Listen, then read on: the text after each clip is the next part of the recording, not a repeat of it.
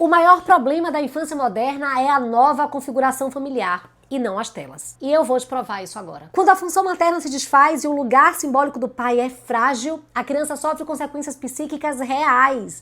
É uma orfandade emocional. E aí vem, gente, falta de limite interno, incapacidade de suportar a frustração, identidade frágil, busca compulsiva por substitutos anestésicos. Esse é o ponto central. Não são as telas que causam o colapso, é a nova configuração familiar que está formando sujeitos com estruturas psicológicas faltantes. Os filhos estão pagando o preço das falhas dos pais e das mudanças sociais. Agora eu vou te mostrar como isso acontece, por que isso acontece e o que precisa ser restaurado para que essa geração ainda possa ser salva. Antes de nós chegarmos até aqui, nós já atravessamos um território essencial. Então, se você realmente quer entender o que está acontecendo com seus filhos e com toda essa nova geração, e se você quer mesmo ajudá-los, o seu trabalho vai ser tão somente assistir a esse vídeo e aos outros aqui do canal, para tudo começar a fazer sentido. Nós vimos que a mente humana, quando não suporta o vazio, ela pula de estímulo em estímulo como um macaco embriagado. Osho mostrou a fuga de si como um desespero de vida. Viktor Frankl explicou que quando nós perdemos o sentido, nós buscamos compensação com o prazer ou poder. E com tudo isso, eu afirmo com todas as letras que as telas não criaram vazio. Elas apenas ocupam o vazio deixado pelos pais. Mas isso tudo, gente, é apenas superfície. O que eu vou te mostrar agora é que esse vazio, essa busca pelas telas, essa falta de identidade, a falta de sentido, o isolamento, os vícios, a rebeldia e tudo que nós estamos vendo tão fortemente nessa geração, não começa na tecnologia, ele começa na família. Nasce quando as funções materna e paterna, que deveriam estruturar a alma da criança, se fragmenta, se invertem ou simplesmente desaparecem. E aqui entramos no território de Freud, Lacan e toda a psicanálise para enxergar essa alma infantil, para enxergar as nossas falhas e encontrar a cura. Freud descreve, especialmente em seus estudos sobre o narcisismo primário e a constituição do eu, que a criança precisa, nos primeiros anos de vida, viver algo que a nossa geração parece que está esquecendo. Um período em que ela se sente completamente amada, amada incondicionalmente, profundamente investida, como se ela fosse, de fato, o centro do mundo daquela mãe. E isso não tem nada a ver com mimar demais, estragar uma criança. Tem a ver com estrutura psíquica, com necessidade, com sobrevivência emocional. Uma criança precisa se sentir amada. E é nesse campo exatamente aqui que nascem as bases da saúde mental. A confiança básica, a segurança para existir, a capacidade de amar e ser amado. A sensação de que o mundo é habitável e de que o outro não representa uma ameaça. O amor próprio, gente, e a empatia. Agora veja, quando essa função materna ela falha, seja por exaustão, seja por depressão, por sobrecarga, por ausência emocional, por presença fragmentada, porque veja, eu não tô aqui para culpar a mãe, mas para revelar a verdade que cura. Mas o fato é que independente da razão, sem a função materna certa, correta, sem o colo, sem o consolo, o acolhimento, o preenchimento, o vínculo real, a criança não consegue internalizar todos os sentimentos de que precisa. E ela vai construindo dentro de si um grande vazio. E vamos ser honestos, a maternidade mudou e muito. E não dá mais para fingir que isso não está afetando as crianças e, consequentemente, o mundo. Sem a mãe, perde-se o chão interno, perde-se o sentido, porque sim, a mãe é tudo. Mesmo que o mundo moderno esteja tentando destruir isso. Mesmo que muitas mulheres estejam sendo convencidas do contrário por aqueles que pretendem destruir as famílias. O que ocorre é que o ser humano precisa preencher os seus vazios e você sabe disso. E quando não encontra o pertencimento e o sentido no seu lar, ele vai procurar fora aquilo que não recebeu dentro. E hoje, esse fora tem se mostrado de uma forma muito específica. Uma forma que está sempre ali, em nossas mãos. Sempre brilhando, sempre pronta para acolher as telas, minha gente. Telas essas que estão ocupando o lugar das mães. Mas o ponto mais grave, e esse ponto ninguém tem coragem de tocar, é que não estamos falando apenas de uma função materna fragilizada. Estamos falando de uma função materna substituída. A modernidade colocou a mãe no centro de um campo de batalha social e profissional que consome tudo. Ela trabalha o dia inteiro, ela volta exausta, ela carrega culpa, ela carrega pressão E então, gente, ela não consegue tempo nem força para ser mãe. Mas aí surgem os discursos de que ela é cobrada para ser uma mãe perfeita e que nós precisamos parar de romantizar a maternidade e de que é injusto e doloroso demais ser mãe. Mas pare, por favor, me escute. Esse discurso não é justo nem bom, sobretudo para os nossos filhos. Eles não precisam de uma mãe perfeita porque isso não existe. Não existe um ser humano perfeito. Portanto, não tem como existir uma mãe perfeita. O que uma criança precisa é da mãe dele fazendo a função de mãe, que sim, é muito difícil mesmo, que às vezes é assustadora e dolorosa, mas é também cheia de amor. E por isso ela é bem romântica, como nos livros e filmes que nós tanto amamos. Um amor apaixonado e incondicional, uma luta infinita e um medo terrível de perder ou de não ser boa o suficiente. Mas seja honesta comigo. Alguma vez, vendo a sua mãe, criando os seus filhos, você pensou mesmo que seria algo bem fácil?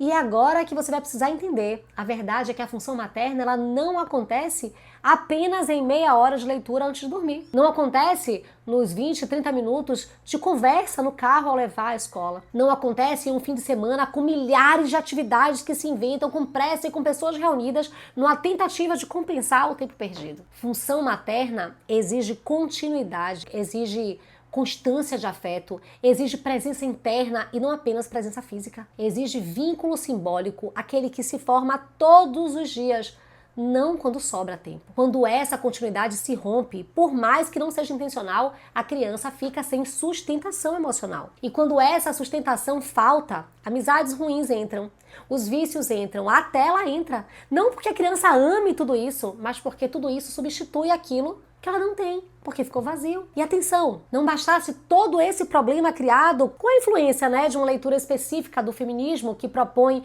a divisão igualitária de todas as tarefas, desloca-se, gente, o pai para um lugar que não é natural simbolicamente para ele. Deixa eu te explicar. Uma criança precisa inevitavelmente dessas duas funções, a função materna e a função paterna. Elas são diferentes e complementares e do mesmo modo necessárias. A ausência de uma delas traz prejuízos importantes para um ser humano. E veja, não há o que se questionar sobre isso. O grande problema aqui é que as funções não estão bem delimitadas. E pai e mãe, nessa ideia de dividir, de divisão igualitária, de justiça, nessa guerra de sexos, não estão fazendo nenhuma das funções bem feitas. Em verdade, o que eu tenho visto é que pai e mãe estão tentando, de forma bem limitada e fracassada, fazer somente a função materna. E entendam que ser mãe é diferente de fazer função materna, assim como ser pai é diferente de fazer função paterna. Bom, ao exigir que o pai execute 50% das funções maternas, cobra-se que ele também seja o colo, o carinho, o aconchego, o banho, o penteado, a história para dormir. E não há problema nenhum, gente, de um pai ser afetuoso e fazer essas coisas. O problema é que quando ele ocupa predominantemente o lugar do maternar, porque veja, quando ele faz isso, ele deixa de cumprir a função que Freud e Lacan dizem que é estruturante para o sujeito, que é a função paterna. Para Freud, essa função não é a figura física do pai, mas a introdução da lei, do limite, da separação. É o pai simbólico que diz: há um mundo além da fusão com a mãe. É ele que estabelece fronteiras, que insere a criança no social. E Lacan desenvolveu isso profundamente ao formular o conceito de nome do pai, o significante que corta a relação fusional com a mãe e permite que a criança se torne sujeito do próprio desejo. O pai simbólico é o pai que representa a lei, que nomeia, que separa, que diz não. Quando esse pai, pressionado socialmente, ele passa a executar funções maternas, sendo o colo, o acalento, o cuidado primário, ele perde a posição simbólica de autoridade. A criança, ao olhar para ele, não o reconhece como referência de lei, mas como extensão do maternar. E aqui surge, gente, um fenômeno que as pessoas precisam compreender. Quando uma criança cresce sem função materna sólida, porque a mãe não tem tempo, não tem energia suficiente para sustentar essa função, e também sem a função paterna estruturante, porque o pai, no pouco tempo também que tem para cuidar, para ocupar o seu lugar, acaba fazendo a função materna, traz aí, gente, um resultado psíquico devastador. A criança se torna órfã psíquica, mesmo tendo a mãe presente e o pai presente fisicamente. Eu volto a dizer, a criança então busca desesperadamente um substituto para essa dupla falha e encontra na tela um objeto perfeito. Quando compreendemos que a criança moderna ela vive simultaneamente sem função materna sólida, sem função paterna estruturante e ainda tem um adicional, né, de um suprimento artificial de dopamina que vem das telas, nós começamos então a enxergar a epidemia emocional que assola essa geração, não como um acaso histórico, mas como um resultado inevitável. A infância contemporânea está crescendo sem um continente psíquico e a criança não sabe nem mesmo quem ela é diante de tantas influências e de ninguém que sustente a sua identidade verdadeira. E veja o que acontece agora. A tela não apenas substitui o colo materno e a lei paterna, mas também oferece uma identidade para ela. Então, likes, seguidores, filtros, avatares, narrativas externas.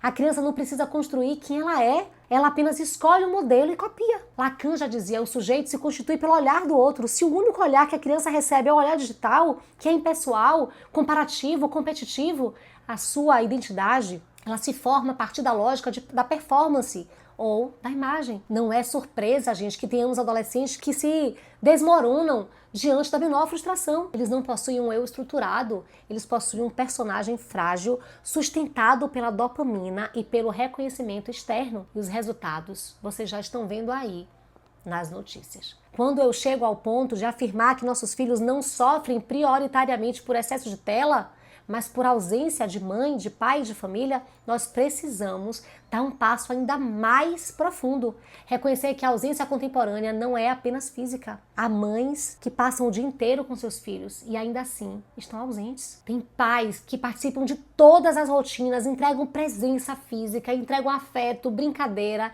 e mesmo assim não exercem a função paterna. Essa é uma das grandes tragédias silenciosas da modernidade. Nós confundimos tempo com vínculo e confundimos hábitos diários com as funções maternas e paternas. Uma mãe que coloca o filho para dormir, prepara o lanche, leva e busca na escola, ajuda na tarefa, ela pode cumprir todas essas ações sem jamais oferecer aquilo que constitui verdadeiramente a função materna. Um espaço interno no qual a criança se sente vista, acolhida, compreendida e emocionalmente sustentada. Mas não se preocupe que eu não vou te falar tudo isso e depois te deixar sozinha, sem compreender como oferecer o certo ao seu filho. Se nós caminharmos juntas, eu vou te mostrar. Da mesma forma, gente, muitos pais acreditam que exercer a paternidade é participar, dividir tarefas, ser amoroso, estar disponível. E é claro que tudo isso tem o seu valor, mas não necessariamente configura como função paterna. É por isso que mesmo quando os pais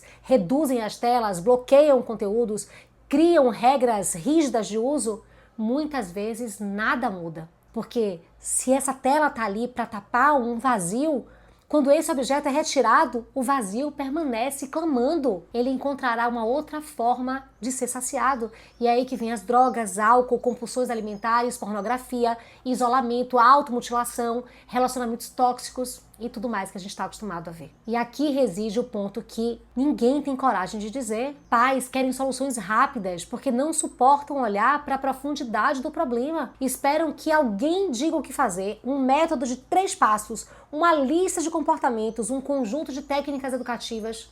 Mas mudar o comportamento sem mudar a crença, sem mudar a estrutura simbólica, sem restaurar a função parental, é como colar um adesivo em uma rachadura estrutural. Esteticamente até conforta, mas internamente desmorona. O método Rei Arthur, ele nasce justamente dessa compreensão. Não basta ensinar pais a aplicar regras, a repetir frases, a executar técnicas. É preciso reconstruir sentido, valor e propósito dentro da família. Se inscreva aqui no canal para ser forjado na alma e poder transformar o seu lar.